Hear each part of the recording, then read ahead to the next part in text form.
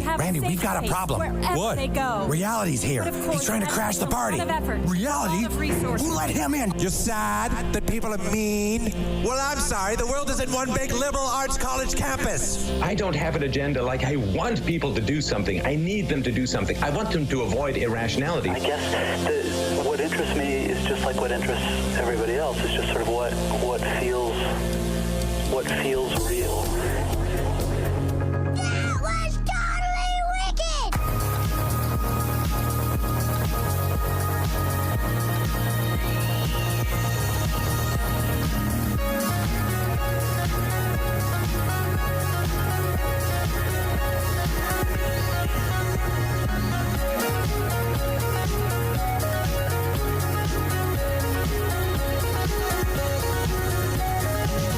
Good morning, ladies and gentlemen. How are you this morning? You in particular. I'm pointing to the camera. I'm talking to you.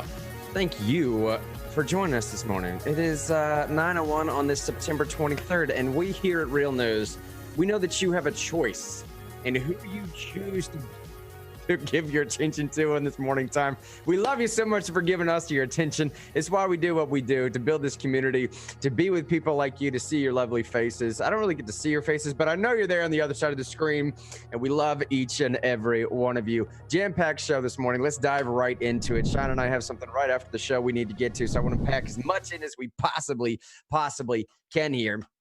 Greatest audience in the nation appreciation segment. If you don't know what we do here, do this for yourself first. If you're brand new to this program, if you stumbled upon this somehow because you hit some random hashtag, I don't know how you come to this program, but you're here and we love you for it. RealNewsRadio.live, RealNewsRadio.live. That is the central landing page for all real news related things. You can find some style of swag stuff like this. Help support the cause. You can also find the links to YouTube, Twitch, Facebook, Minds, Parler, Twitter, all the other random stuff that we got going on. Shine does a great job of curating all that stuff.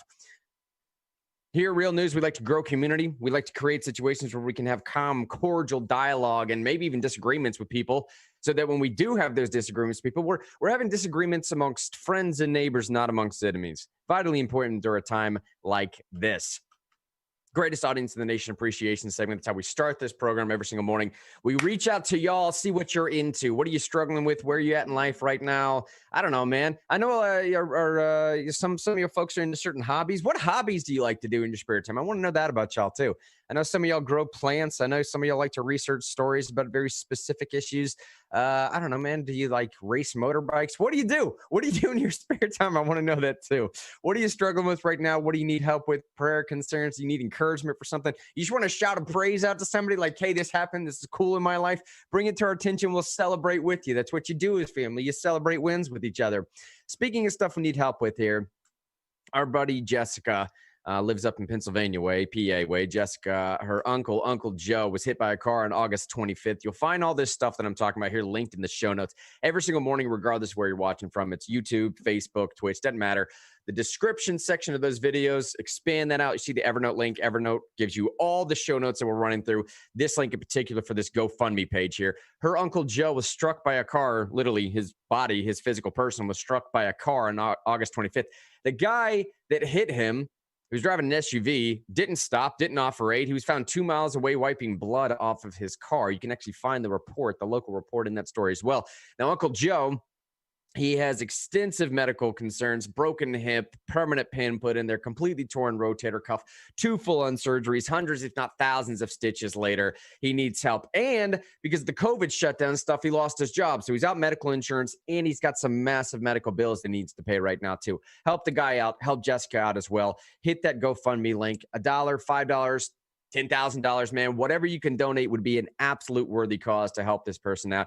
And help out Jessica too. Send her a quick message. Let her know that you're praying. Let her know you're sharing the message. Let her know that you're in her thoughts, all that stuff. It's what we do here at Real News Family. Lift each other up, help each other out when we can. Hit that GoFundMe page. Share it around to your folks as well. Share it around to your pages as well. With all that being said, before we dive into the local stories here, Shine Buddy, David Shine Thompson, East Tennessee. How you doing this morning, man? Everything good out your way? Sorry. Except it's always too dark in my room. Had to turn on that other light. I'm doing great. I'm drinking my Don't Tread on Me coffee cup. I'm not feeling as treaded on today. All right. That's what I'm talking about. I'm drinking the Gabi. The Gabi coffee cup. That's my wife's name. Oh my goodness, dude! I've never seen it with the lettering. I've never seen that lettering. Hold that up again. That's really nice. Let me see here. Did she write that in like? Because she has better handwriting than you. Something like that. Yeah. That is awesome. Everything good out Knoxville way though, man? Everything's going fantastic. It's going as good as it's going to go right now. Yeah, I hear you. And you know, we talked a little bit about yesterday about what's going on in Knox County and things like that. Just, I'm going to drip this in all week long. You know, that if you want to have your voice heard on that issue that we talked about yesterday, and feel free to go watch the video. We don't have time to get all back into it yesterday. But if you live in Knox County, you probably know what it's about. Be planning on going to that county commission meeting next week. If that's an issue that's important to you, you should telling your friends and sharing it on Facebook. It isn't gonna do it. Right. Be planning to be up at the city county building at around a little bit before 5 p.m. next week, and I'm just gonna be dripping that in all week long. So sorry to do that shameless plug there. No, dude. No shame plugged at all. No, I mean, that's why we do what we do. It's right. Trying to grow the community, trying to make sure people are living life with each other. That's, in my opinion, how you do genuine discipleship. Speaking of something else going on, this almost slipped my mind. And man, I'm on the ball this morning, so no, it didn't. There's a movie screening coming up. This is an incredibly cool deal, y'all. There's this movie coming out. It's called The Bubble, right? There's a movie screening. Hey, dude, Gabi just said in the chat, it's not a coffee cup. That's so funny. It's so fun. Sorry, I didn't mean to interrupt you. What is it, Gabi? I'm drinking coffee out of it right now. Okay, all right. So there's a movie. It's about a bubble. I got it. Let's go. No, hold on. Should I not be drinking coffee out of this cup? I need to know this right now. This is the wife commenting in the Facebook right now. Am I messing something up? It's like I put something in the wrong box. Yeah, that's right. What's in the box, Gabi? What have I done? Oh, golly. All right, back to the show at hand. See, this is one of those things, Grant, where it's probably not that funny to the audience. It's only funny to me because I've known him a long time, and I've known Miss Gabi a long time, and I just thought that was hilarious. Thank you so much for that. When the wife comes in the comment section, did she really comment? Drop that bomb. Right when she comes in the comment section, got to get on my balls, my Q's and T's, right? I got to make sure I'm not doing anything wrong. Anyways, there's a movie screening coming up in the Knoxville area. It's an incredibly cool opportunity with the question and answer session with the director. This movie is entitled The Bubble. It's about the stock market. It's about housing. It's about a bunch of stuff. It's basically like a libertarian view on economics. It's just a awesome thing. Just a quick rundown of some of the names that you're going to see in this movie, and I'm sure y'all know quite a bit of them. Jim Rogers, Doug Casey, let's see, Gene Epstein, Tom Woods. Everybody knows Tom Woods, at least in this area for sure. Dude, the names go on and on. Ron Paul's in this movie. Check this thing out. It's at Hall Cinema 7. Hall Cinema 7. You can actually find this linked on the Facebook page of Real News as well. Hall Cinema 7 is the theater we'll be at. That's on Saturday, October 3rd at 8 p.m. Saturday, October 3rd at 8 p.m. The director apparently will be there. It's a free screening. They're not charging anything for this, but it's a free screening, director question and answer session afterwards. Hall Cinema 7, Saturday and October 3rd, 8 p.m.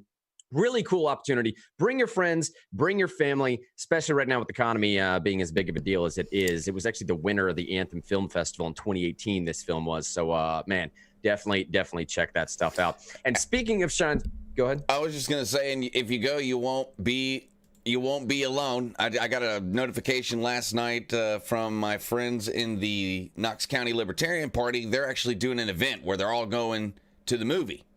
So if you get in touch with Brandon Hughes in Knox County, you can not go by yourself and meet like-minded people.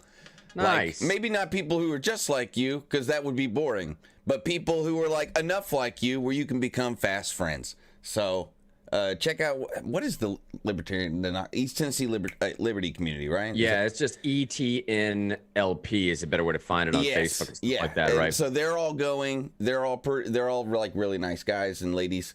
Check it out. That's Brandon, you owe me for that plug right there. You know. That's another great way to promote this too, man. It's build community, grow with each other, find friends, new friends, build little quasi family. Real news, real friends. Real news, real friends, for real, man. That's what this whole thing is about. It seriously is. It's what all this is about. Politics is one thing, but I'm telling you, community is something entirely different. And politics almost becomes ancillary once you actually find some real friends to do it with, right? Hey, and by the way, Jessica said in Facebook that this thing is probably a wine tumbler that I'm drinking out of. I don't know, man. It looked the same to me. So, you know what I mean? I know it's like it holds the liquid. As long as it's doing its job, it's working for me. Hey, Grant, you need to hide behind, well, it's got my wife's name on it, so I wanted to drink out. Right. That's what you need, moral high ground here. It's like, hey, it has my lady's name on it. I just want to drink everything out of it. That's right. Anything to keep my wife at the top of my mind and, wife's name. That's what we're doing here. All right, let's get into the stories at hand here. As you just heard Shine say, there has been an updated story from Knox News pertaining to the Knox Commission moving closer to stripping the Board of Health of rulemaking powers. Now, this isn't, I just want to go over a few paragraphs here just to let you know that Knox News is at least keeping up with this story, right? And for those that are outside of the state and maybe even those that live outside of Knoxville, if you don't know, Knox News is, help me here, Shine, not exactly a trusted source of local news, but it's the biggest name in the area. Knox News is not actually made by Knoxvillians. That's exactly right. Yeah. And all the lack of trust that would be there now that you know the case. You know, like if your main newspaper in your town wasn't written by people in your town, wouldn't you give them the old shifty eye every other time they wrote something? You're like, how do you know? You know, it's like, how do you know, right? What's your zip code, buddy? Yeah, it's like, who are you to make such a statement, Yankee? You know. And when I remember when we were back on the air, man, one of the biggest issues going on was that Rico Knoxville stuff. And every single article that came up on Knox News was the same author that was pinning the articles. And the guy lived in Mississippi. I mean, he was very open about the fact that he lived in Mississippi. I mean, it was on his profile page from Knox News. So someone might, like just Shine said, is, well, hold on, man, this is a Knoxville specific issue. Unless you're here on the streets, literally being able to look at these buildings and see how it might impact the property that you're trying to write about right now. I mean, what do you know? What could you know? Anyways, Knox News is now reporting here, first couple of paragraphs, like I said, Knox County Commission moved closer to stripping the Board of Health of its power to enact pandemic regulations, though plenty of questions remain about whether the commission has the legal authority to do so. Do they? Do plenty of questions remain? I thought Bud did a pretty good job of answering those questions. Yeah, okay, so I was at the county commission meeting. Every time the county commission was like, well, can we do that? And he's like, if you have 6 votes, you can literally do anything you want. Whatever you want to write. It's like, like you're the duly elected legislators, right? Like you have sovereign authority derived from the consent of the governed. He didn't say those words. That would have been so cool. Right. But he kept saying over and over, he didn't even have to be there. They could have had a little button with a recorder on it and said, hey, law director, we have a question. And someone could have hit the button and it could have said, you can do whatever you want. That's what he said all night long. No one has any questions. In fact, the only people who are wondering if people have the authority to do anything is people are wondering if that health board has the authority to do what they're doing. There's no question the county commission has the authority to do whatever they want in their county anyway. Now, the story went on to say that the commission crafted but did not yet recommend a resolution that would require Knox County to instead follow the state's Tennessee pledge. Now, that's a weird way to phrase that, but I suppose that's what happened. The Tennessee pledge being a far less restrictive set of recommendations that do not require masks or restrict business hours, including for restaurants and bars. They'll vote on the resolution next Monday. And Shine, that's what you were talking about people to be at, right? That paragraph is the dumbest thing I've ever heard. The commission crafted, but did not yet recommend. You mean vote? Like, what do you mean? This is what I mean. Like, don't read the Knox News Sentinel. I mean, Grant, it's okay for you to do it for the show, but I mean, like, you out there, if you're getting that newspaper, you paying for that newspaper is making everyone else dumber. Like that paragraph was stupid. I mean, just like, it's not like, oh, they have the wrong opinion. That paragraph doesn't make any sense. And I'm so tired of bad writers, man. So tired of it. Or people who are trying to confuse an issue and they hide that by bad writing. Yeah. So the deal is, it's on the agenda and they're going to vote on it next week. If you didn't get that from that stupid, confusing paragraph. that tries to confuse you and not let you know what's happening. It's on the agenda. They're voting on it next week. Be there. And as Kel said in the chat, if you feel so inclined, you can go on the county commission's website right now and sign up to speak for next week in public forum. Jeff said, I guess we should move off this Knox News story because Jeff just said in Facebook, Knox News is trash. But it's fun to trash them, though. So let's just keep reading it. All right.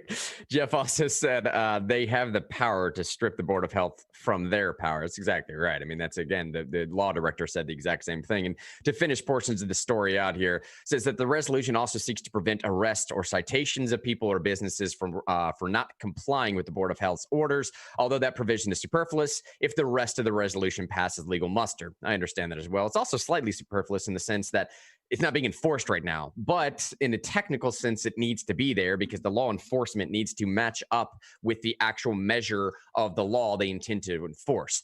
Now, importantly here, it says the measure the board is trying to roll back have been targeted by County Mayor Glenn Jacobs, the only Board of Health member to vote against the mask mandate and closing time restrictions. The only one, man. And I'll tell you right now, I wanted to end on that paragraph right here just to make an appeal to, especially those that live out in Knoxville. If you can, you don't have to know Glenn Jacobs personally to do this, but I would implore you, if you appreciate what Jacobs does, reach out to his office and tell him. And I'm not playing when I say that. Reach out, write him a letter, and I mean like a handwritten letter. Call him and just leave him a voicemail. Send him an email. If you're downtown, go see if you can stop by his office. It's really easy. His office, right? Yeah, man. I mean, I've gone and talked to the county mayor multiple times on a whim, whether it was Tim Burchett or Glenn Jacobs, and it's not because I'm special. I'm not special at all. It's because it's accessible. And our county government makes time for people. At least the mayors have over the past two mayors. It's really great. And I say that, man, just because I think that a lot of focus is drawn to, well, we need to make change. We need to enact change. Get out on the streets. Let's march for our cause. Let's make our voices heard. And that's a fantastic thing. It's what the rest of the 90% of the show is going to be devoted to. And it's 100% of what Sean and I have devoted the entirety of our adult lives to. Our career paths have been set on that trajectory of making your voices heard. But I'll tell you right now, something that is as important that rarely gets much attention is words of affirmation, encouragement, confirmation, speaking this stuff into people's lives, right? And especially our elected officials, that is arguably as important as the other side of that sometimes. If legislators know they're doing a good job, make sure they realize that, not just by re-electing them again, but give them a sense of encouragement. Call them, send them a letter, stop by the office, just say, hey, just want to pop my head and say, thanks for that thing. Thanks for that vote. We appreciate what you're doing. We got your back, man, right? They never hear that. They always think about a job where all you ever hear is how you're doing poorly. I would quit probably 2 days into the thing, right? Because words of affirmation are my love language. I'd be so sad. Yeah, right. You would, right? I'd be so sad. I'd be so sad. But you might also think of being so sad. You might also think, man, if I'm not getting any support for making these decisions, then I might be less inclined to make those same decisions going forward. So if you like what the guy's doing, why take risks if you don't get any reward? Why take risks? So you got to be a special person to be that kind of motivated.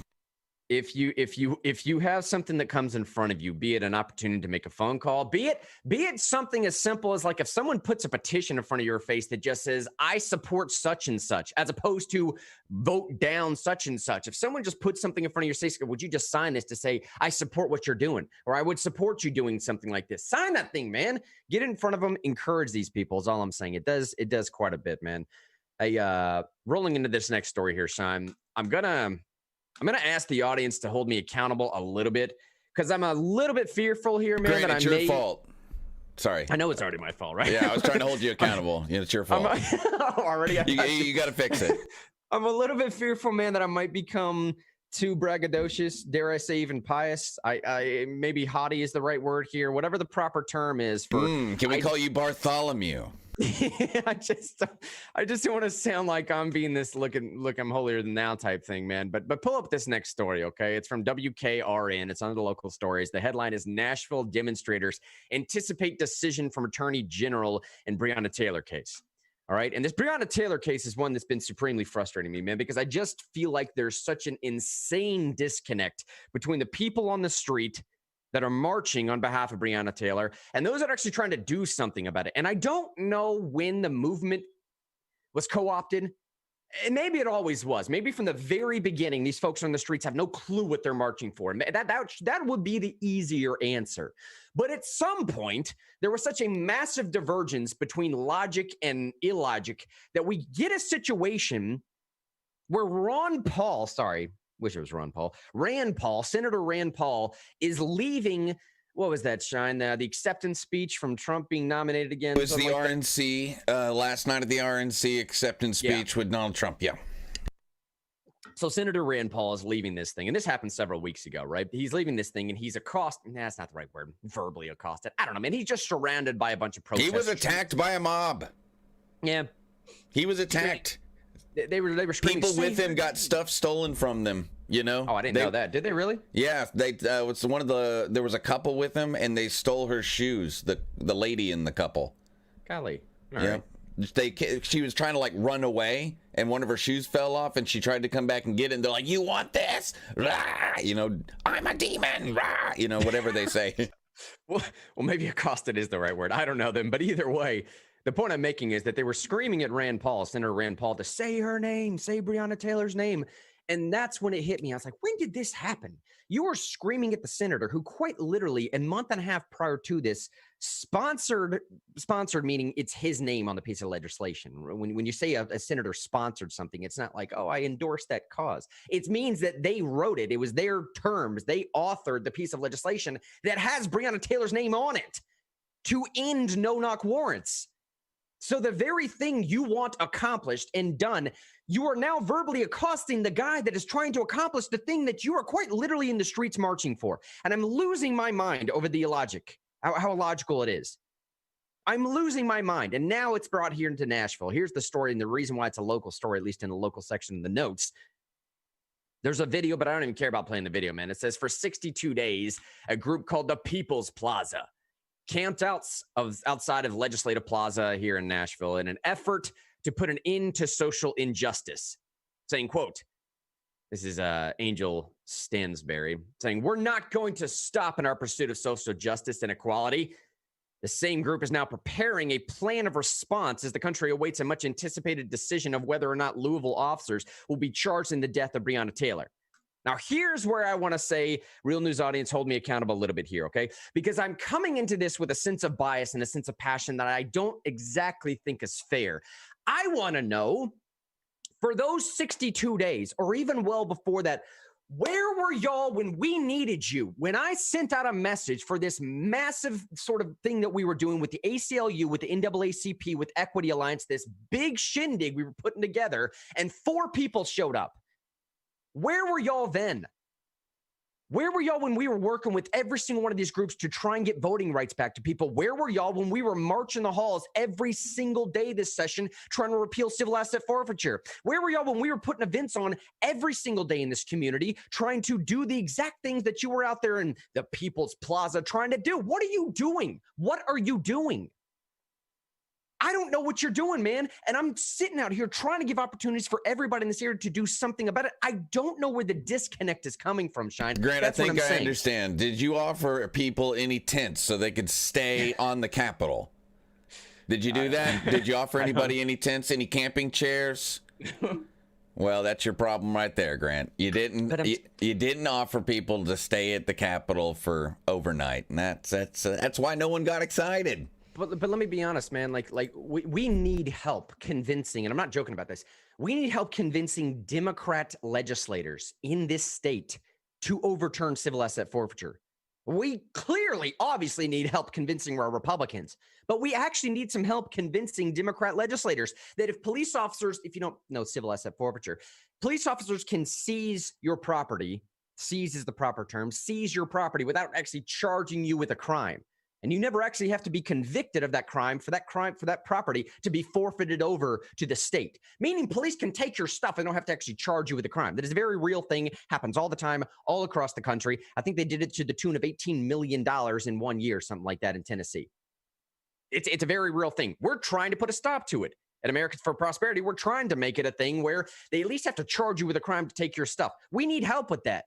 We need help supporting that cause. We need help getting to people that I frankly can't get to. Where were y'all then? Where were y'all? This same group of people when we're up there marching the halls, putting on events all throughout the community, trying to stop this thing for the drug-free school zones. 1,000-foot radius outside a public park or a public school or anything public related, which within the local city is basically the entirety of the city. If you draw these concentric overlapping circles, essentially every part of a metropolitan area is some type of public zone that a drug-free zone would apply to. Meaning, if you're arrested with any amount of possession of drugs on your person inside these drug-free zones, in the state of Tennessee, up until about 5-6 months ago, it was a mandatory minimum sentence of 15 years. Now, we eventually got that changed, but where were y'all then? And Sean, I'm going to stop on the braggadocious sort of pious rant here. I just want to know, this whole rant for me, I just want to know, where is this disconnect happening, man? And I go all the way back to the George Floyd thing. At the very first day of the George Floyd thing, nearly 100% of this country is on the same page about exactly what I'm talking about right now. The true convergence of the street movements and those in the legislature trying to do something about it. There was a consensus, man. I don't know what happened, and I'm really just making the appeal, Shine. I don't know how to get back to it either, man. I really just don't know how to get back to it. Are we too far gone? This isn't rhetorical. I want to know on the Facebook, are we too far gone? Are we too far separated? Is there any way that I can look at this group, the People's Plaza, and come to them and say, bro, I get it. I know what y'all are marching for. I understand. I know how to fix some of this stuff. We can fix some of this stuff. Can we get on the same page? Or do you actually want to fix it? Do you actually want the problem solved? Well, and the question is, rebuke, man. Yeah, the question is too, like, for a lot of these activists that you've seen out marching since May, do you want to solve problems in the justice system, or do you want a communist revolution? Because maybe because nobody was burning stuff down and demanding a restructure of systems or a destruction of systems, that it wasn't as attractive. And maybe the appeal to solving the problems in the justice system is just moral high ground marketing in order to get people, I hate to say this, with low IQs out of their house that they were stuck in for a few months and out putting pressure on systems and putting pressure on politicians in ways that we've seen, in very ugly ways that we've seen over the past few months. And maybe that was more attractive than meeting with legislators, having conversations, signing petitions, doing these things that actually work. You know what I mean? You could get 1 million people to march in Nashville, but it may not change policy. In fact, it probably won't. It probably won't. And it hasn't, actually. You know, like, just as a matter of practicality, we've had two over 10,000 people marches in Nashville. No laws changed except for the ones that that Americans for Prosperity advocated for. Right. And it didn't take an army. It took being organized. It took communication, it took relationships, it took consensus building, it took compromise. But that's not as attractive, I guess, as what you've seen over the past few months. I don't even want to articulate it or put people in groups or whatever. You know what I'm talking about. I know. You real news audience. Let me be totally for real here, man. Some of what I'm going on right now is coming from just a place of pure jealousy. I'm not going to lie about that at all. All right, I am not going to lie. There is something being pitched on the other side that is far more attractive than what I'm offering, and I have to be ready and willing to admit that. Okay, I look at what everyone, the volunteers, I'm going to give this to them 100%. The volunteers just accomplished here with this Nashville Taxpayer Protection Act stuff, right? So Nashville puts up a 34% property tax increase proposal, and the citizens say, no, man, we're not standing for it. So about 40 or 50 folks got together and acquired 26,000 signatures. So I'm looking at what can be done with 40 or 50 people over about a 2 to 3 month period and thinking like, dude, oh my goodness. If you had 100 folks out there for 62 days camping out in a plaza somewhere, what could I do? What could be done with that amount of effort? That's what I'm jealous about. That amount of effort. People show up for this stuff in droves for days. They sleep there. They sleep there, man. I'm saying I'm a little bit jealous of. There's something in the conservative pitch that needs to be made up for. There's something that's so alluring to this other side here that we just need to figure out that missing component part. You get what I'm saying? I just think they're better at rounding up people with low IQs and getting them to do illegal acts for them. I mean, to be perfectly honest, Grant. I mean, and that's not to disparage anybody who has a lower IQ, or maybe even people who have extreme anxiety or depression or PTSD or a number of different mental issues. But I think the other side is not good at activating people and making them good activists. And me and Grant are like doing like work talk shop right now, so it may be kind of boring. But I'll throw this out there. I truly believe that, Grant. I don't think they're making people into activists. I think they're taking advantage of people with issues. And they're using fear, they're using anger, and they're lying about a lot of stuff to people and making them do illegal acts. And it's not until just a few months ago, or maybe a month ago, it wasn't the actual recruiters that were getting arrested. It was these people with either lower IQs, PTSD, anxiety, depression, all kinds of things like that. Those were the people getting arrested. I mean, there's multiple stories about people who are facing 5 years right now because someone in a black mask handed them a firework and told them where to shoot it.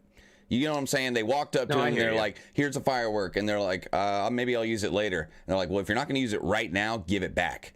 I mean, that is, in Portland especially, there's a lot of unfortunate people who probably shouldn't have been there, who got caught in that situation, and now they're facing 5 years in jail. And it's just now that those people in black masks who were handing out bricks, handing out fireworks and things like that are starting to get arrested. But I don't think you should equate that with real activism, because that is what they're doing right now is short-term stuff.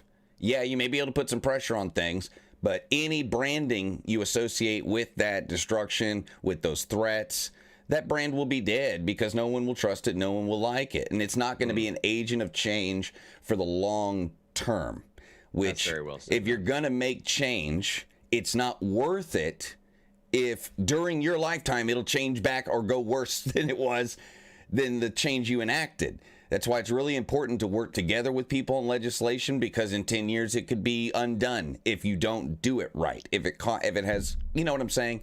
And I think a lot of this activism you've seen this year has been short-term thinking, where I think we do a good job at planning for the long term.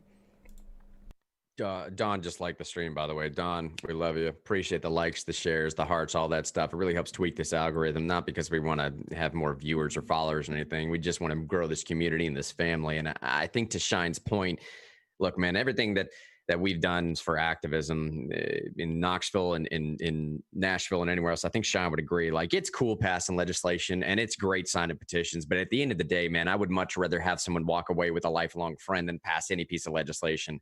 Right? I'd much rather have someone think that they have a family away from their real family, a quasi new politically related family that they can come to, feel comfortable in, feel encouraged by, and supported through, than have a piece of legislation passed, man. Because I do think Overton window shifting, cultural change, changing hearts and minds, that's the game of the future. That is the game of the future.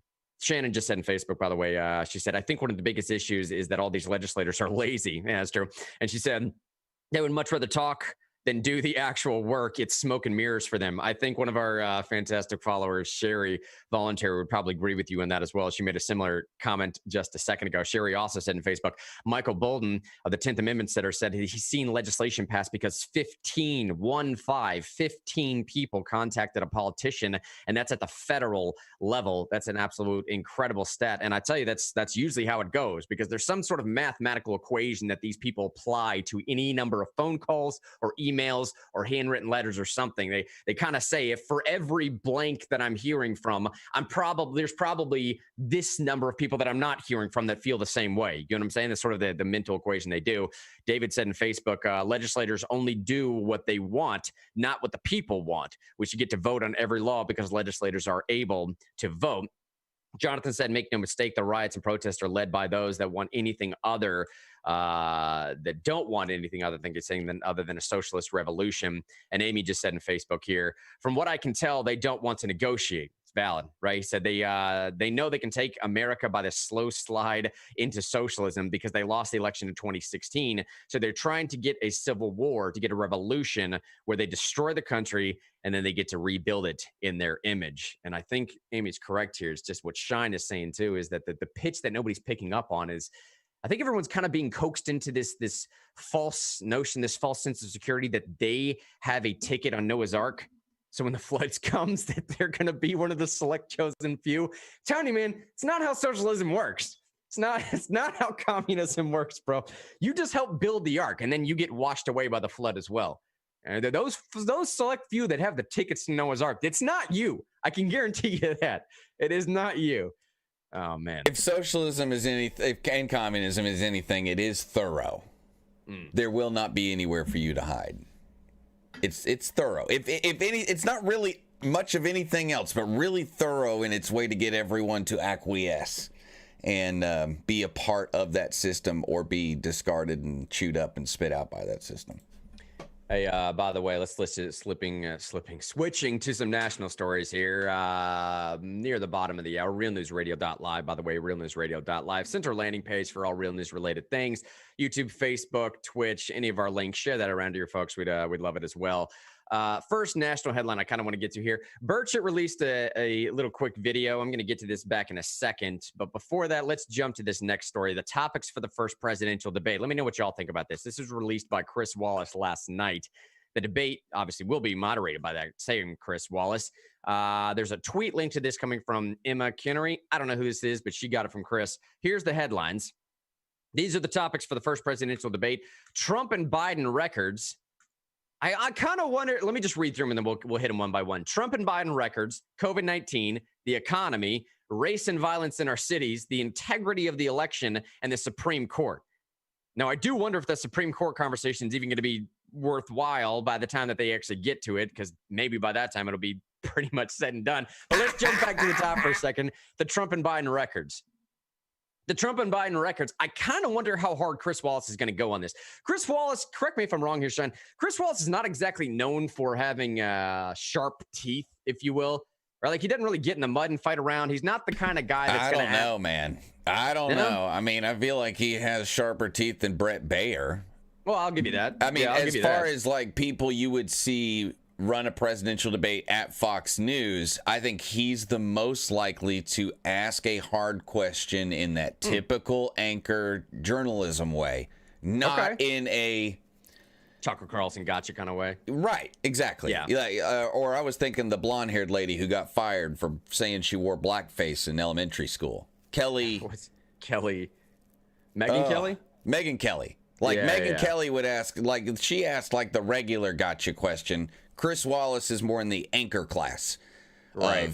Sir, you said in 2007 that you thought your shoe size was 12, and now you're saying it's 13? What happened? You flip-flopped. You know, that's Chris Wallace. You know, that kind of guy. Yeah. All right. Well, I think you'll do all right. I mean, but it'll only be once or twice for each of them. It won't be the whole time. Well, and I say that, man, because there are several things that need to be brought up. Now, as far as Trump's record is concerned, we're not talking about voting record, but we can talk about Trump supporting certain things that I would argue to say that conservatives, especially constitutional conservatives, should not appreciate Trump for. Let me start with Trump and I'll get to Biden, because there's going to be a lot of problems for both these men to deal with, right? Let's just bring up, I don't know, the Second Amendment, for example. Now, Trump has a lot of problems that he needs to deal with on the Second Amendment. What are those problems I'm talking? I don't know, man, like suppressor bans, bump stock bans, red flag laws, a lot of stuff that he supported. Now, some people are going to go as far as to say that, like, he also supported just taking your property and then worrying about due process later. I don't go that far. I think there was a bit of a calculation. While he was president? You remember that press conference meeting that they were having? It wasn't a press. It was like a committee-style meeting. You had Nancy Pelosi sitting to the side of him, and there was a bunch of cameras in the room. He said, I don't know, maybe we should just take their guns and worry about due process later. And Nancy Pelosi's like licking her chops like a little girl with a lollipop.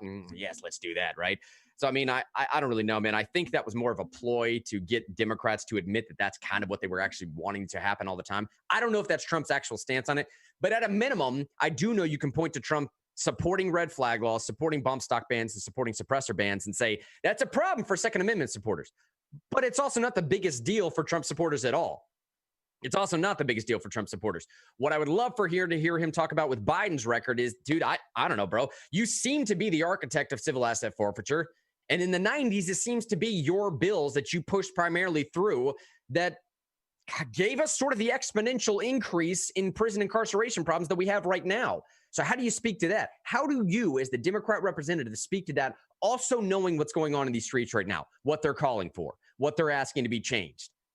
You don't even have to go as far as to ask Biden if he's going to be supportive of the defund police thing, just to ask that question of saying, Mr. Biden, let me ask you, buddy, your party is standing for a lot of things that you're kind of responsible for setting up right now. Fill in the blank for me.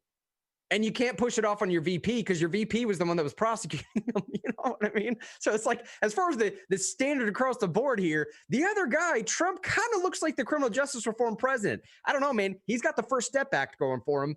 The very highly publicized people that he's commuted their sentences on right now, the African-American approval rating rose by 63% during the RNC alone.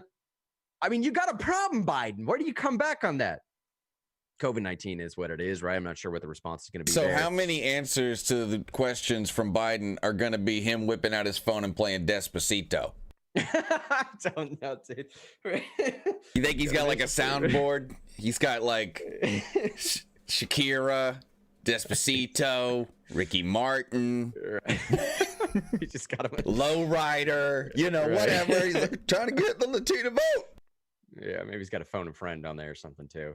He's gonna have to figure something out. They're both gonna have to. It's gonna be embarrassing unless the debate is shorter than 10 minutes. You know what I mean? I feel really bad for Joe Biden. As soon as people see him on camera with Trump, with no one to help him, no one reinterpreting what he says, because that is like the funnest game the media is playing right now, is what he meant to say when when you couldn't understand what he was saying because it was unintelligible, was X, Y, or Z. No one will be doing that for him. No one will. By the way, and I feel bad. It's going to be sad. Jeff said in Facebook, by the way, that that Chris Wallace will be harder on Trump than he is on Biden. All right, well, no, that's true. We've seen that in the past, right? I get that. Anybody who's talking to Trump will be more hard on him because they're going to feel sorry for Biden. Let's see. Kelly just linked the story in Facebook here saying new joint Senate report that details web of alleged conflicts of interest involving Biden's and foreign business dealings. I was telling you from the very beginning, man, all this stuff with Biden's son is eventually going to circulate not just back to Ukraine, but back to China as well. Keep that in your periphery somewhere, because I'm telling you, those stories are going to come back around. She's right when she's linking that stuff there. Hey, Epoch Times actually just came out with the story while we were on the air, Grant. I'm trying to bring the headline up here. Joe Biden's son connected with Russian Chinese nationals, why father was president. And this is from a new congressional report that just came out today. A congressional report. So this isn't like hearsay or the guy at the Hill, whatever that guy, I forget his name. Yeah. But this is like from the congressional reporting that's been looking into Biden's son. I'll read that one more time. Joe Biden's son connected with Russian Chinese nationals while father was vice president, from a new congressional report.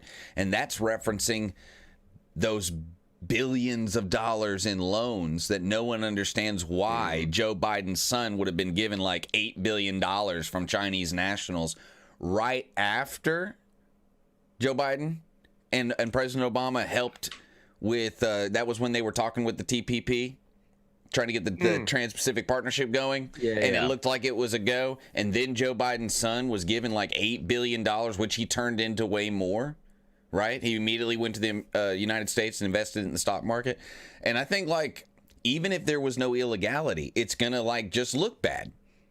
It's just going to look bad. Like the way we were talking about the Metro legal department hanging out with the election commission. It's like, even if nothing bad was happening, it looks bad. You shouldn't have done that. And and I think that perception's really going to hurt Biden. It's definitely, and it might end with some really bad stuff happening to his son, especially if he loses, By the way, Jeff said in Facebook, Jonathan said in Facebook, Trump never supported red flag laws. What I'm primarily referencing is an administrative memo. I'll try and find that thing and put it out there. In some sense, Jonathan's correct. He never openly outright supported in the sense that I was making it out that he did. But I do think there was at least some tacit level of support from the administration. But it kind of plays into Jeff's next point here. Jeff says in Facebook that he gave them bump stock bans to get them to shut up and move on. And that's a little bit of a tack that Trump administration plays from time to time. Is like, look, man, I'm a negotiator at the end of the day, the art of the deal, so to speak. I'll give you this if you shut up so we can move on to this thing over here, because this thing is maybe not nearly all that important. And maybe that's the tack that was being played. I'm just saying, as far as consistency's sake goes, there's something you can talk about there. Kelly said, yeah, the facts are against Biden in all sorts of ways. I'm no Trump fan, but facts. And Amy said, moving into a next conversation here, Amy said, why do you think they're pushing the crisis so that everyone will be voting by mail? Easier to cheat, and we all know it. That's actually one of the topics that's going to be brought up. To round out the rest of the topics, we have COVID-19, the economy, race and violence in our cities, and the integrity of the election. The integrity of the election, I think, is one that Amy's bringing up there as well. Those are going to be very interesting conversations, man. And I'm telling you, I guess you could go both ways, but the other way, what are you going to hit Trump with again? Like, are you working with Putin one more time? I don't know what it's going to be. I don't know what the question would be as far as the integrity of the election might be for Trump's concern, at least not to the extent that we've already looked into that. We've already played that out. If anybody here is so disillusioned to think that Russia and China and every other country in the world is not trying to actively influence our elections every single year, I can't help you. I just can't help you. You can't afford to be that naive either. You also can't afford to be so naive to not think that America does the same thing to those countries. It's how the game is played there. And we allow free speech, right? So like people can buy ads. It's just a thing, and it's kind of up to you to be not a dummy and figure it out. Like, you're a sovereign human being. You're not led by a king. It's up to you. The agency is yours, and you shouldn't want anyone to limit that agency. And I'm telling you right now, man, if you can be so easily influenced as to be bought off by some Russian bot ad, it's going to sound harsh, but maybe you should think about voting next time around or something. I don't know, dude.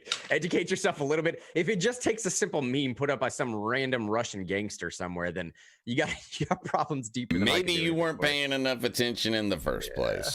Anyways, but the integrity of the election thing is going to be a major concern. Amy brings up the point of, I keep saying that the biggest thing that I'm worried about is the red mirage that Trump wins on the night of the election, only to find 10, 20, 30 days later that Biden keeps ticking up because of these mail-in ballots that keep coming in. And what are we up to now? 3, 4, 5 states in the past couple of days that just passed laws that said, like, hey, we're going to extend the time period upon which mail-in ballots can still be counted for. So, man, there's a lot of stuff that's going to be coming down. And that plays into the last point of this article, this last point of the conversation is going to be brought up during the first debate, the Supreme Court.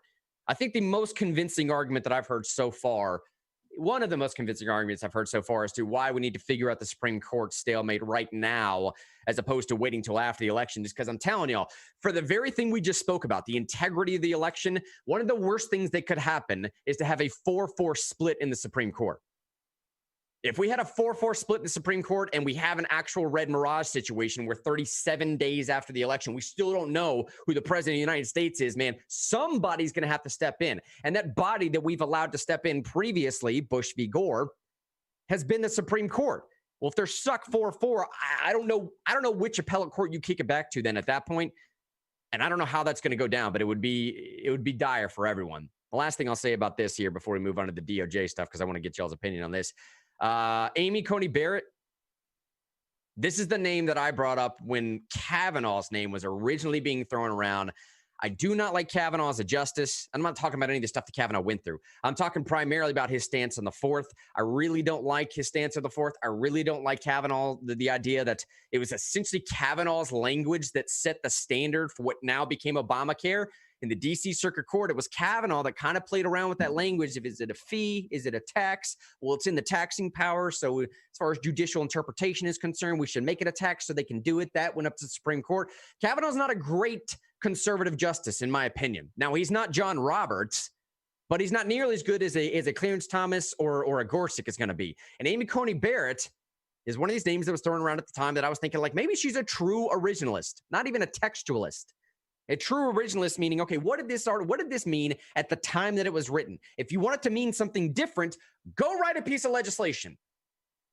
It's the last thing I'll say, because it seems like Amy might be the name that's handed down. I would love it for it to be Amy, and they're going to run her through the ringer as far as her stance on abortion funding. Get ready for that. They're going to run her through the ringer through some of these groups that she's associated with. Grant, I don't think there's going to be debate. No? She's going to vote? I don't think there's going to be debate. I think that they're going to announce it and do a roll call vote. Be the easier route, right? Well, honestly, I think there's no appetite for anything that resembles Kavanaugh. I hear you there, dude. I do hear you. I really do not believe that I think the Senate's willing to do it. They're not willing to be a spectacle. Yeah. Because a lot of people are having elections in a month in the Senate. And a lot of people and Republicans who have, at the moment, it looks like close races. And I think they'd rather take the hit from people who pay attention politically and say, oh, you should have had to debate, as opposed to make a big spectacle. It'll be the biggest story. But there's no video. If there's no video, no audio, and only words, then the periphery people will never even hear about it, because most of Americans don't pay attention. It's only like the 10% of us who pay attention. And especially when you think about the fact that even if they were to have some type of proceeding or hearing or give her a time period to question, answer questions or something like that, it's not like it's going to change anybody's vote. And everybody knows that. I think it's a very valid point that you're making. And so what are you going to play this out for 2, 3, 4 weeks only to get to the end of the period and have not a single person change their mind? We all know it's going to play out that way because it has every single time it's played out in the past couple of years anyways. So I don't know. Be watching for that stuff. Now, Democrats may use other time to not be working on whatever they're supposed to be working on, to be talking about the Supreme Court appointment before the vote. But I don't think there's actually going to be like a vetting process.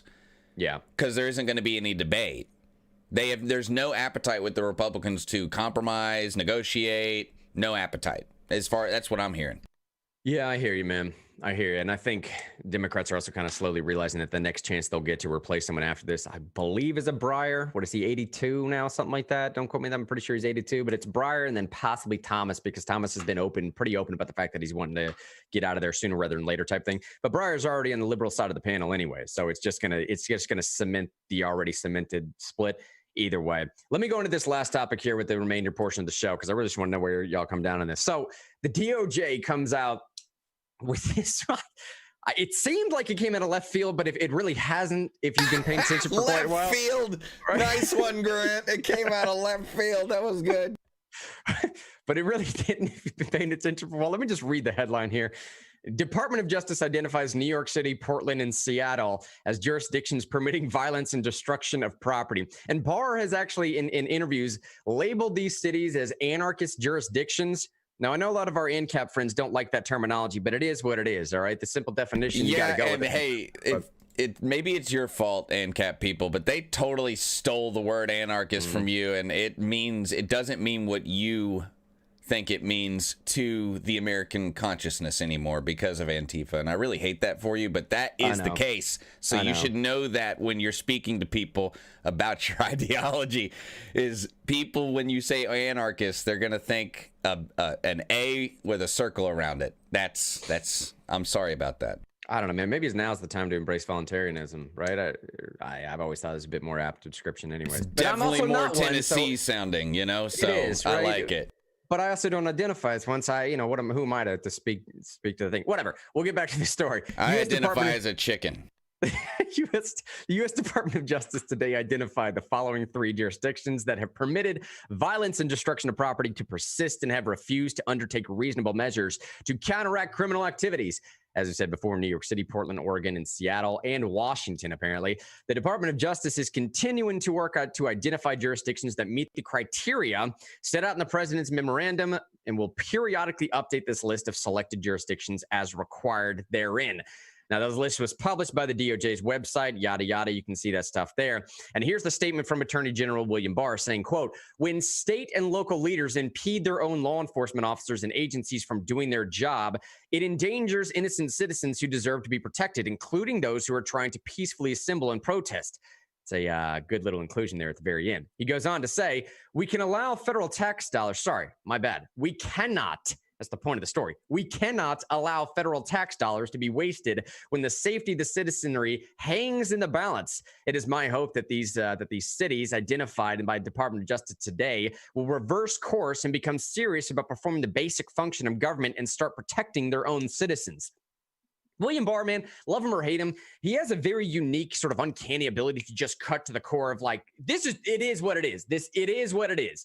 Okay, one of the only tenets of government, even if you lean libertarian, one of the only reasons why you think government should be around is for the basic protection and general welfare of its citizens. It's like one of the only things the government across the world, definitely the United States, should be doing. And if you're not doing that simple thing, then what are you doing? And you're certainly not going to get federal tax dollars. That's William Barr's position here. I'd love to know where you're coming from in Facebook as you're developing your opinion. Let me read to you real quick the criteria that they use for evaluating which cities are on this list and which ones aren't on this list. They say, whether a jurisdiction forbids the police force from intervening to restore order amid widespread and sustained violence or destruction. It's a lot of check marks there. Whether a jurisdiction has withdrawn law enforcement protection from a geographical area or structure that law enforcement officers are lawfully entitled to access but have been officially prevented from accessing or permitted to access only in exceptional circumstances, except when law enforcement officers are briefly withheld as a tactical decision intended to resolve safety. It goes on. What he's talking about there is the Chad communities and a few other things. And he's basically saying, if you're a city that allows a Chad community to be set up, and the only time you let officers in there is when people are dying, when people are shot, when there's mass aggravated assault going on, when it's just unruly across the board. If that's the only time you're letting police officers in, we're not giving you money. Okay. He finishes by saying, whether a jurisdiction disempowers or defunds police departments, no explanation needed there. Whether a jurisdiction unreasonably refuses to accept officers or law enforcement assistance from the federal government, we all know what's going on there as well. Basically, we'll help you if you want to send in federal troops. And they're like, no, we got it covered. But you don't let your own force do anything about it. And lastly, any other related factors the attorney general deems appropriate. Now, people are having a major...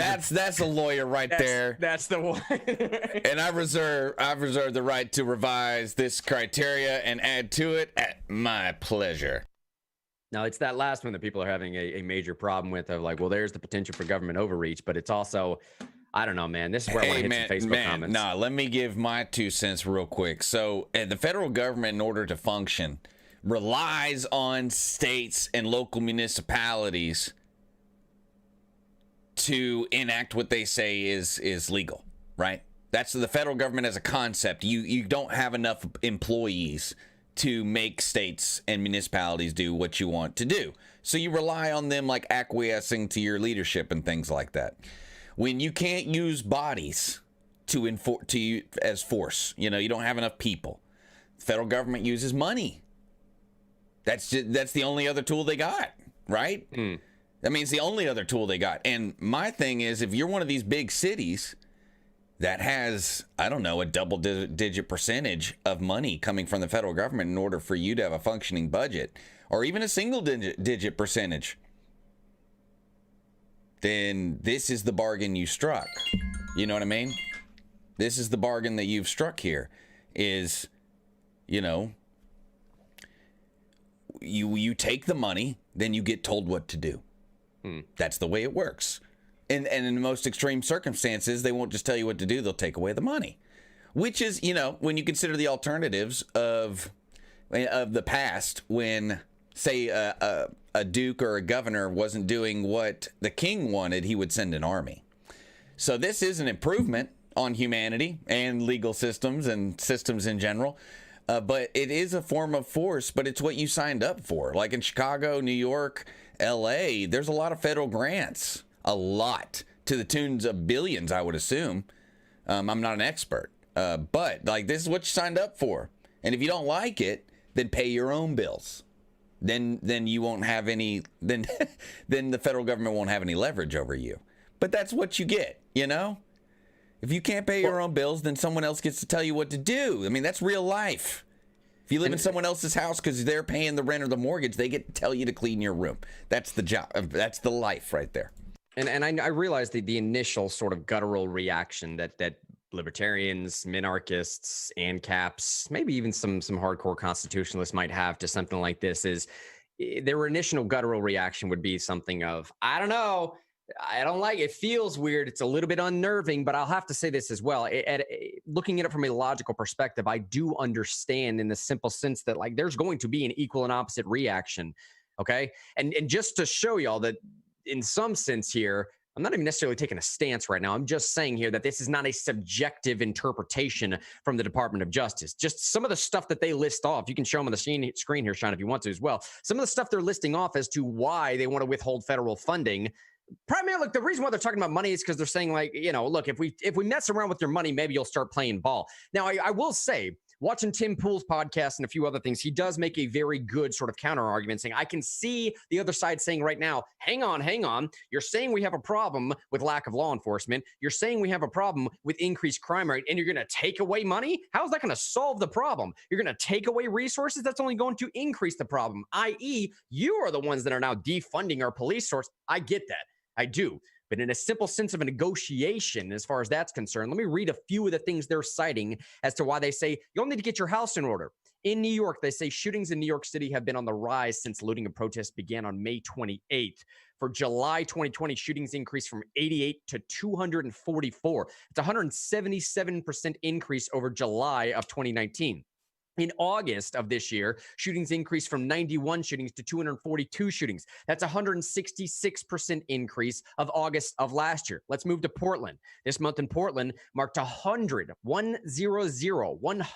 consecutive nights of protest marred by vandalism, chaos, and yes, even people have died there as well. They say shootings increased by more than 140% in June and July, both this year compared to the same time last year. At the same time in Portland, they're talking about in the midst of this violence, the city council proposed to cut $15 million from the police bureau, eliminating